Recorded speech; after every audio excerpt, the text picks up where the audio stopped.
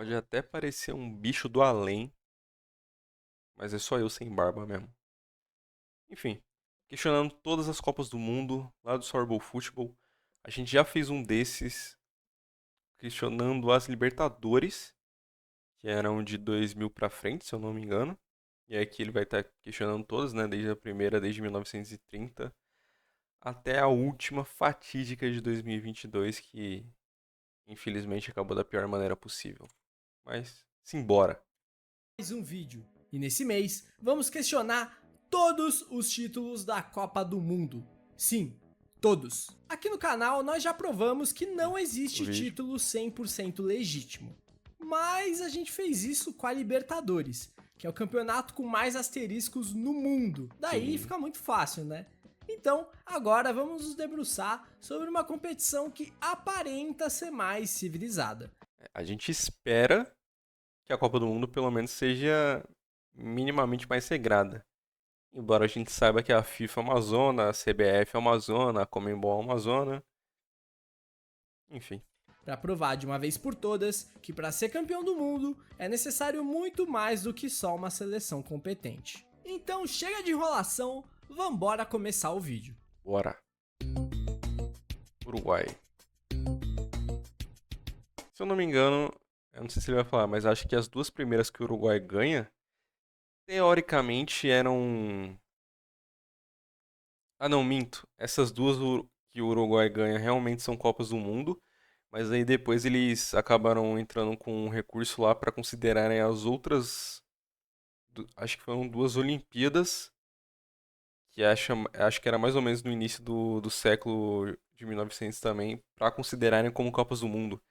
E aí a FIFA meio que considera, mas não considera, então o Uruguai usa quatro estrelas, sendo duas Copas e duas Olimpíadas como se fossem Copas, mas aí. Enfim, é um bagulho muito nebuloso. É tipo a questão dos times brasileiros clamando por títulos antigos, tá ligado? É sempre uma confusão de você entender. O asterisco do primeiro título mundial se deu por conta da quebra da Bolsa de Nova York, que desencadeou uma das mais, se não a maior crise econômica da história. A FIFA, vendo isso, pensou: momento perfeito para lançar a primeira Copa do Mundo. Lógico. Genial. Então, a primeira edição do torneio se iniciava sob a sombra Com dessa todo mundo tragédia. quebrado. E o Uruguai, campeão dos Jogos Olímpicos de 24 e 28, É, então. foi o Foram escolhido esses para dois sediar a que ele pediu pra considerar como Copa depois, se eu não me engano. competição, o que deixou as seleções europeias indignadas, porque teriam que cruzar o Atlântico para disputar a Copa. Vale destacar que estamos falando de 1930, então atravessar o oceano era algo demorado e caro. E como eu disse anteriormente, a galera tava ruim da grana. Por isso, as principais seleções da Europa não quiseram participar da Copa. Para as 16 vagas que a FIFA tinha idealizado, eles só conseguiram 13 países, sendo 9 das Américas e apenas 4 europeus, Só Bélgica, França e. Aí eu vou ficar devendo. que nem eram as seleções de ponta do continente. E mesmo assim, a FIFA teve que ajoelhar e implorar para eles jogarem. No final das contas, a primeira Copa do Mundo foi praticamente uma Copa América, em que o Uruguai saiu como vencedor ao derrotar a Argentina na decisão. Itália. Se o asterisco da Copa anterior era a falta dos europeus, dessa vez, quem não quis participar foi o Uruguai, o atual campeão, o que Ué, baixou muito o nível da disputa, sendo a única Copa que o atual campeão não participou. Eles não jogaram em protesto aos europeus não terem ido ao Uruguai para jogar a edição anterior. Então eles meio que deram o troco. faz um pouco de Justo. sentido. E levando em conta também que a Argentina levou uma seleção meia boca por brigas internas da federação, praticamente não tinham sul-americanos na disputa. E muito por isso, a partir das quartas de final, Caralho, o Brasil foi eliminado pra Espanha. Caralho. E olha que ainda faltariam uns 80 anos. 80, 70, 80 anos.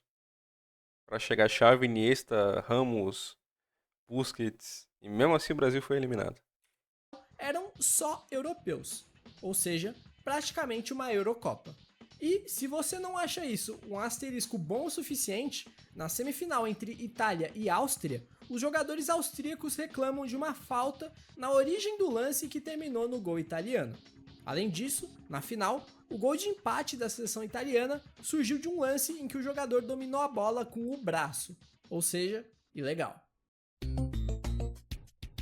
Outra da Itália. Esse eu vou deixar para vocês adivinharem. Quem será que boicotou a Copa do Mundo dessa? Pô, a Ásia talvez porque a Oceania é irrelevante pra Copa do Mundo, né? Convenhamos, até hoje. Não que a Ásia seja muito relevante também, mas o Uruguai já boicotou uma, a Europa já boicotou uma também. Ásia talvez? Dessa vez? Dessa De vez novo? foi todo o continente americano. Porra. Isso porque eles queriam que houvesse um rodízio de continente na escolha da sede. E como a última vez tinha sido na Europa, agora deveria ser na América. Faz E sentido. a Argentina se candidatou. Porém, a FIFA não estava nem aí pra nada Botou a e botou a França. Copa na França. Por isso, os países da América decidiram não disputar as eliminatórias e abrir mão de jogar o torneio, com exceção do Brasil e de Cuba. Ou seja, aquela Copa era realmente uma Eurocopa, mas com a adição de Brasil, Cuba e Índias Orientais Neerlandesas, Puta que hoje pariu. é a Indonésia. Então, me desculpa, mas de Copa do Mundo não tinha nada. Asterisco nela.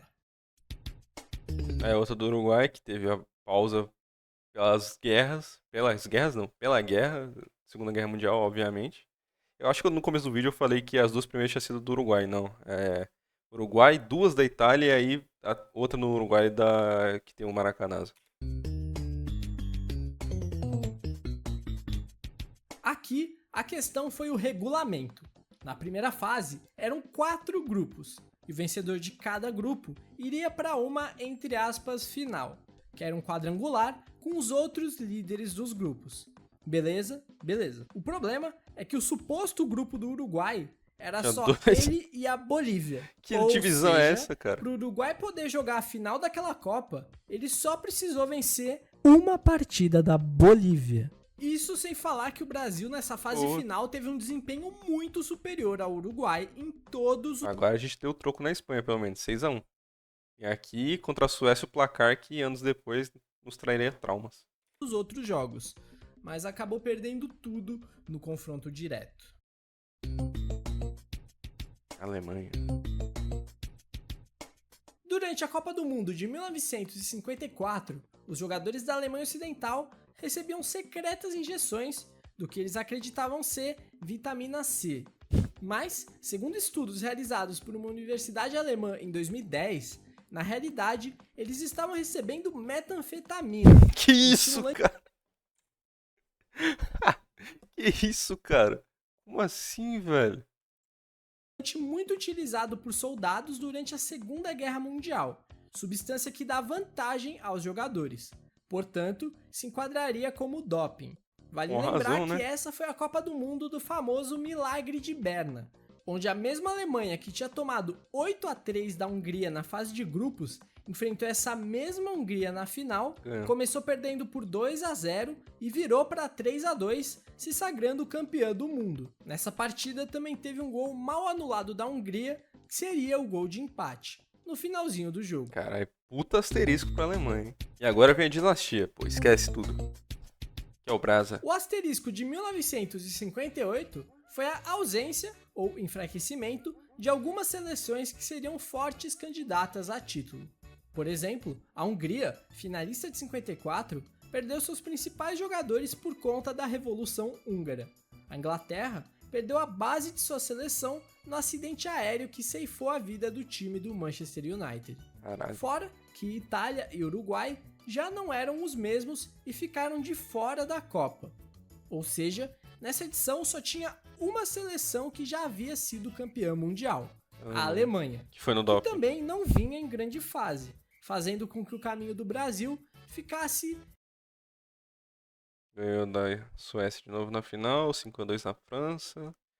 Gales, União Soviética, Inglaterra, Áustria. relativamente mais fácil.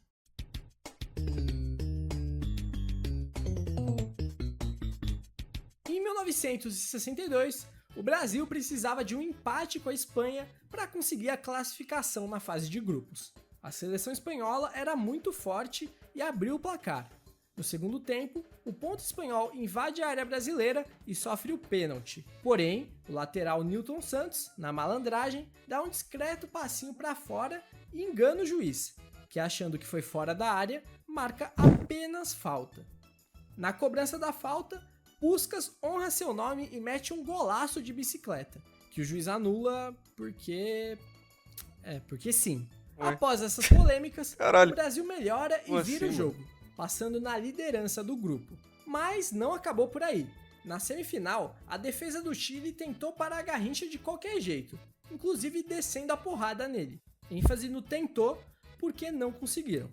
No final do jogo, Garrincha revidou e foi expulso.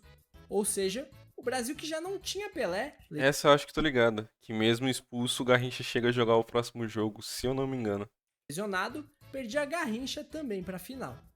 Mas a expulsão não constava na súmula da partida, porque quem o expulsou foi o Bandeirinha, que tomou um chá de sumiço após o jogo e não assinou a súmula. Ou seja, Garrincha foi absolvido no julgamento e pôde jogar a final, mesmo depois de ter sido expulso na semi.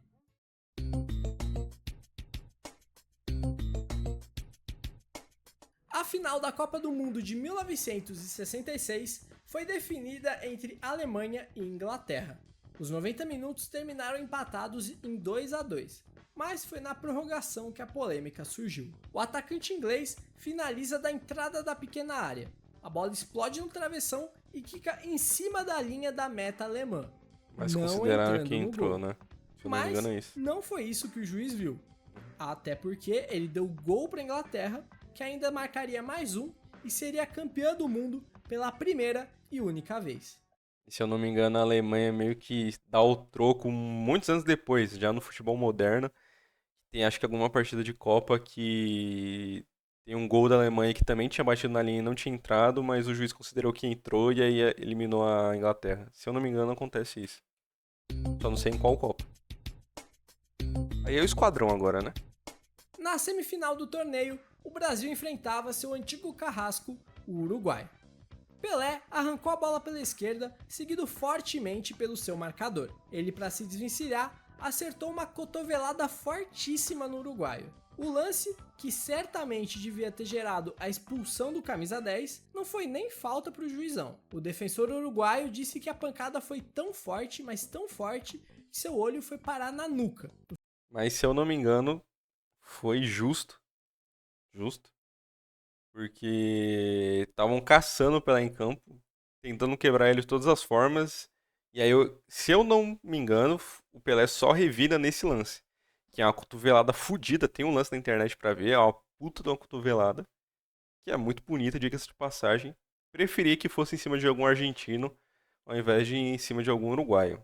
Mas ainda assim continua linda. No final das contas, o Brasil derrotou o Uruguai e foi campeão de forma arrebatadora frente à Itália. Alemanha de novo. A Copa de 1974 reuniu as duas Alemanhas em um mesmo grupo, e o confronto era muito importante para a formação das chaves dos mata-matas. Quem vencesse cairia na chave de Brasil, Holanda e Argentina. O perdedor cairia com Polônia, Suécia e Iugoslávia. E reza a lenda que a Alemanha Ocidental, que tinha um time mais forte, entregou o jogo para outra Alemanha para cair na chave mais fraca. E de fato deu certo, pois com o caminho mais acessível, a Alemanha Ocidental conseguiu a classificação para a final, e só aí deu de frente com a Holanda. Na final, tivemos também o polêmico pênalti que deu no gol de empate da Alemanha, que sairia vencedora posteriormente.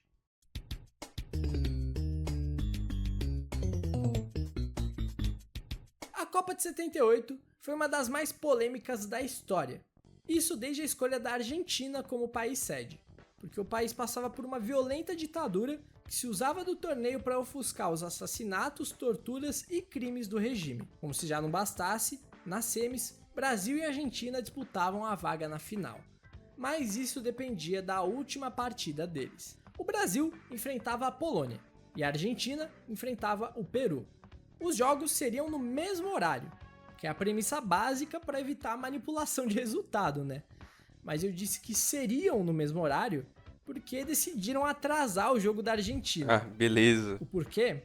Porque Por que sim. será? Ou seja, a Argentina jogaria já sabendo de quanto precisava vencer para passar. O Brasil venceu a Polônia por 3-1, ou seja, a Argentina precisava vencer o Peru por pelo menos 4 gols de diferença. O que certamente não seria tarefa fácil. Afinal, a seleção do Peru não estava na semifinal à toa. O problema é que alguns jogadores peruanos receberam um certo incentivo para facilitar as coisas, se é que vocês me entendem. Não? Por isso, a Argentina goleou o Peru por 6-0 e avançou à final, o que obviamente levantou suspeitas. As acusações mais fortes recaem sobre o goleiro da seleção do Peru, que inclusive era argentino, mas naturalizado peruano. Caralho, mas... Porra, é o maior asterisco das Copas, então. Que porra é essa, cara? Caralho, fiz literalmente tudo pra Argentina ganhar, os caras fizeram. Ele e outros 6 jogadores teriam recebido dinheiro para permitir a goleada. Esse suborno envolveu até mesmo negociações comerciais entre os países, com a Argentina dando 35 mil toneladas de trigo ao Peru. Caralho, ganharam a Copa no trigo, mano. Já não bastasse, ainda houveram algumas arbitragens duvidosas em benefício dos donos da casa. Arbitragem roubando pra Argentina? Nunca. Nunca, deve ser engano. Principalmente na final e no duelo contra o Brasil.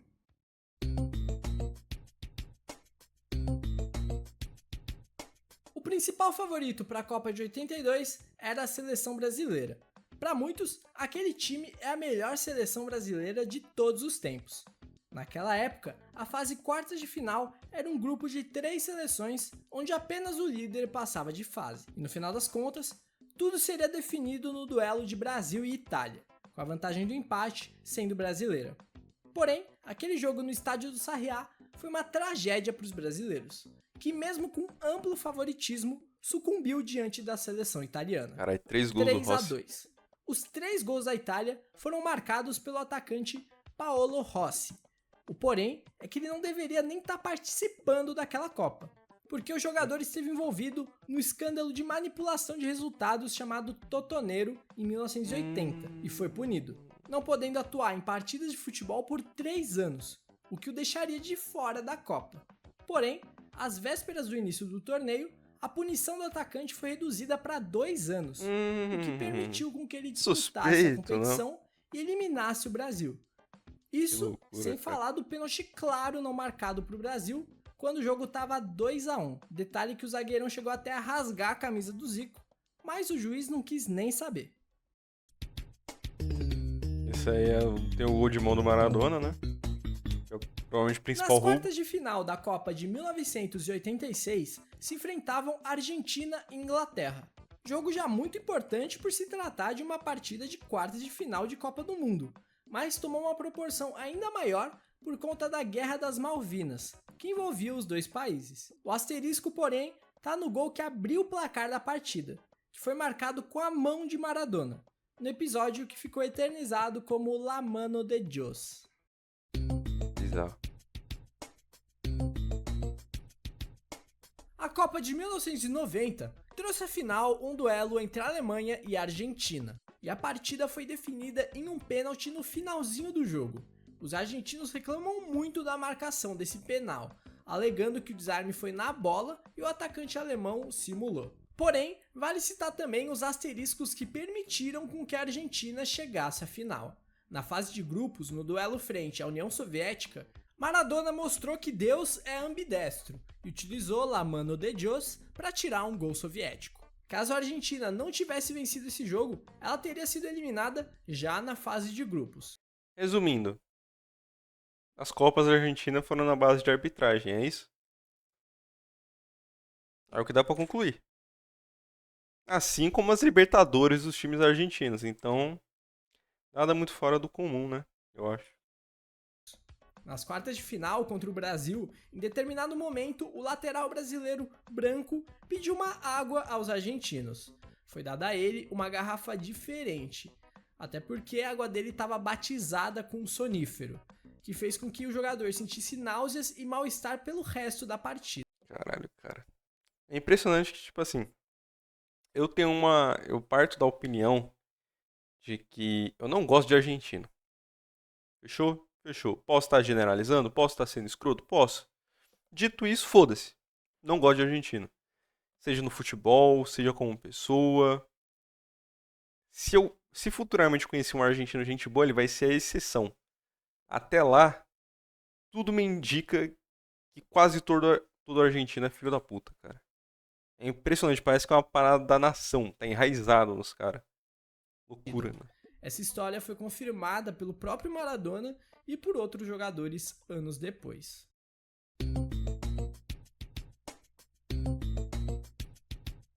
Nas quartas de final da Copa do Mundo de 1994, o futuro campeão, Brasil, encarava a Holanda sob o forte sol de 40 graus de Dallas.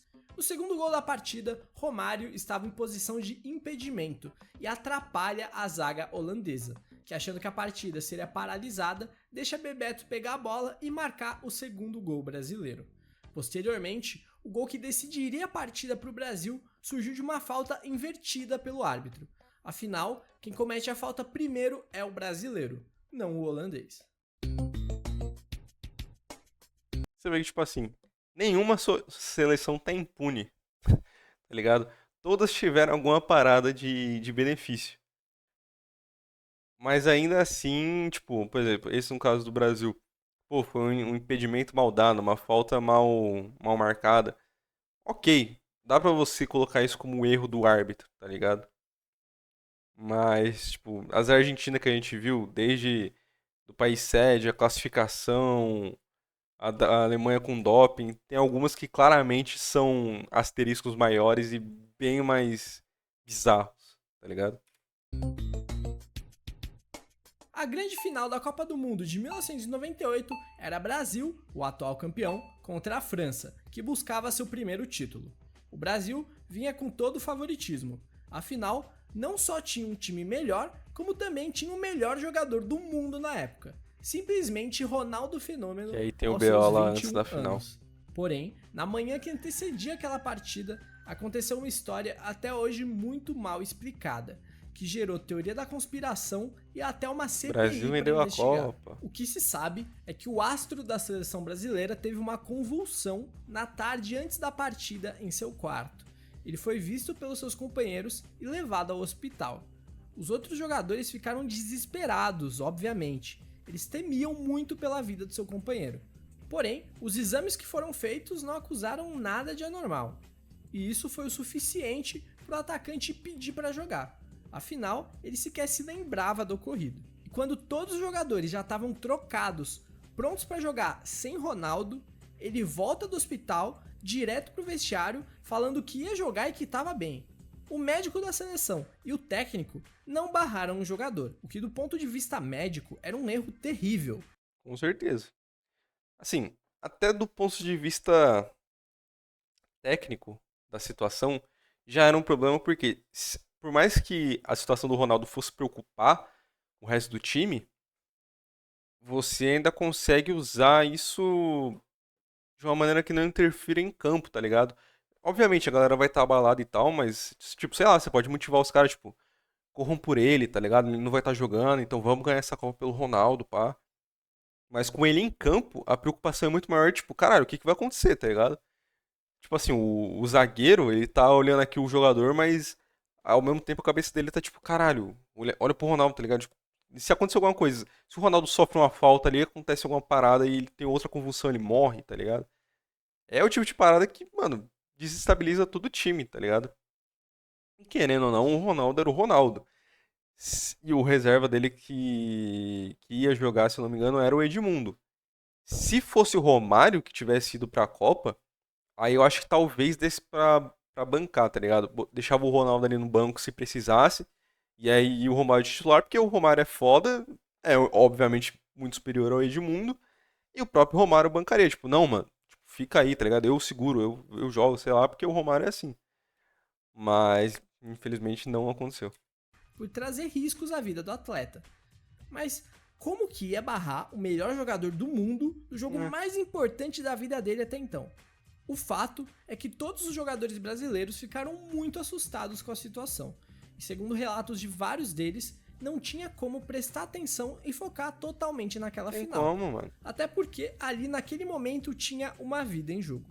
E esse acontecimento, sem muita explicação até os dias de hoje, aliado a declarações que admitem a Manipulação entre o Brasil e França na final era o sonho. manipulação do sorteio da Copa para Brasil e França só se enfrentarem na final, levantam muitas suspeitas sobre a idoneidade daquele torneio. Eu não boto muita fé não, tá ligado? Eu acho que é mais teoria da conspiração que a galera sempre tem em todos os âmbitos da vida, inclusive no futebol, tá ligado? Então eu não boto muita fé não. O Mundial de 2002 ficou muito marcado pelos erros de arbitragem. Nesse sentido, dá para destacar a campanha de um dos donos da casa, a Coreia do Sul, que eliminou Itália e Espanha com uma mãozona da arbitragem. Olhando agora para a campanha dos campeões, logo na estreia, o Brasil venceu a Turquia por 2-1, com um gol da vitória sendo fruto de um pênalti marcado de forma incorreta, porque a falta foi fora da área. Nas oitavas de final, no duelo contra a Bélgica, os belgas abrem o placar, mas o juiz anula o gol por uma falta inexistente do atacante no zagueiro brasileiro quando a bola era disputada no alto.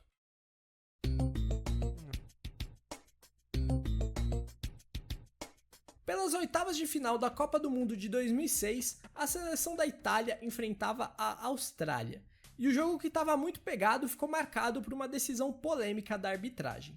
Aos 47 minutos do segundo tempo, o juiz assinalou um pênalti para lá de discutível a favor dos italianos. Decisão até hoje muito lembrada pelos australianos, que viram o pênalti ser convertido e eliminar a seleção da Austrália de forma injusta. Nessa Copa de 2006, ainda houve uma das histórias mais suspeitas da história do futebol, a cabeçada do Zidane na final. O jogador mais experiente do time da França, no seu último jogo da carreira, em uma final de Copa do Mundo, É bizarro, tomou uma realmente. atitude dessa aí. Também não acho que foi comprado nem nada, mas é bizarro o Zidane perder a cabeça nesse jogo, tá Ainda é ligado? algo que gera muito debate e foi tema de diversos documentários e matérias que levantam teorias sobre o acontecimento. 2010, beleza. A Copa da África do Sul ficou muito marcada pela bola utilizada no torneio, Jabulani. a polêmica Jabulani.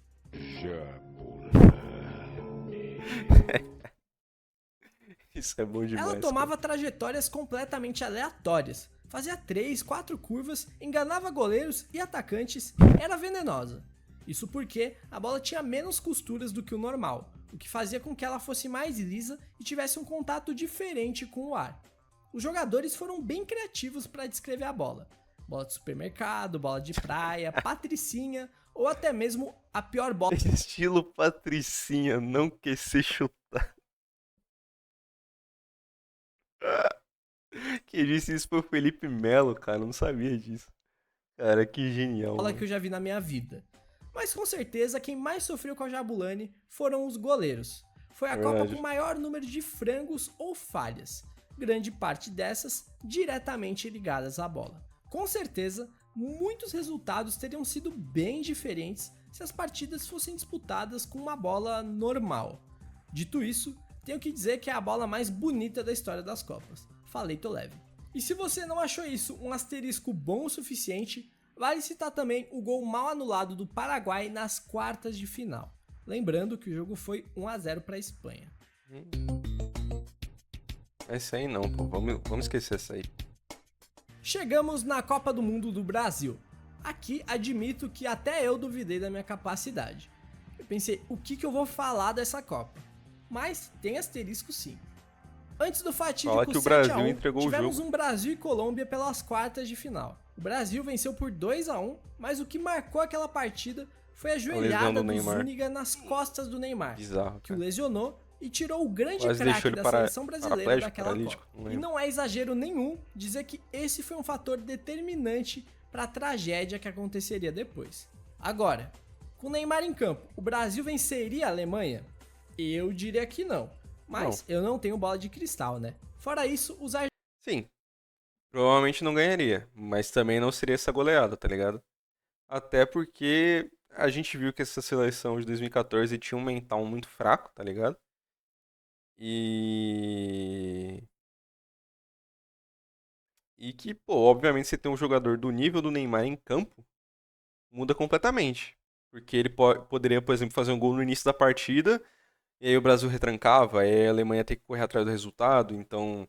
E aí talvez acabaria se expondo mais ao contra-ataque. Então, é muita coisa, tá ligado? Um lance aleatório de uma partida pode mudar completamente o resto dela. Quem dirá um jogador do nível do Neymar, principalmente quando o resto da sua seleção é, sei lá, o Dante na zaga, tá ligado? Argentinos Bizarro. reclamam muito de um pênalti não marcado na final daquela Contra a Argentina, foda-se.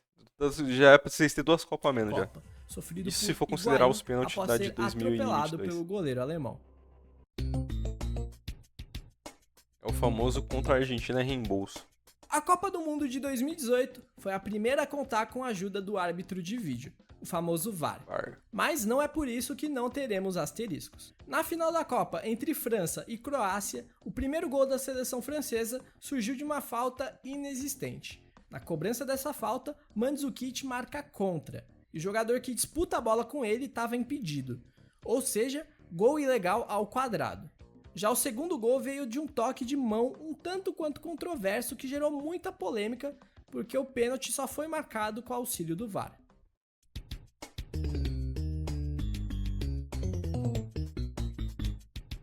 Na edição mais recente da Copa do Mundo, o grande asterisco foi a quantidade de pênaltis marcados a favor da seleção da Argentina. Dos 7 jogos da campanha do título, em 5 foram marcados penalidades máximas. Esse, inclusive, é um recorde em Copas do Mundo, sendo a seleção que mais teve pênaltis marcados a seu favor, alguns muito contestados pelo público. Bom, galera, por esse mês foi isso. Espero que tenham. Novamente, que vídeo bom da porra. Sorbet Futebol é genial.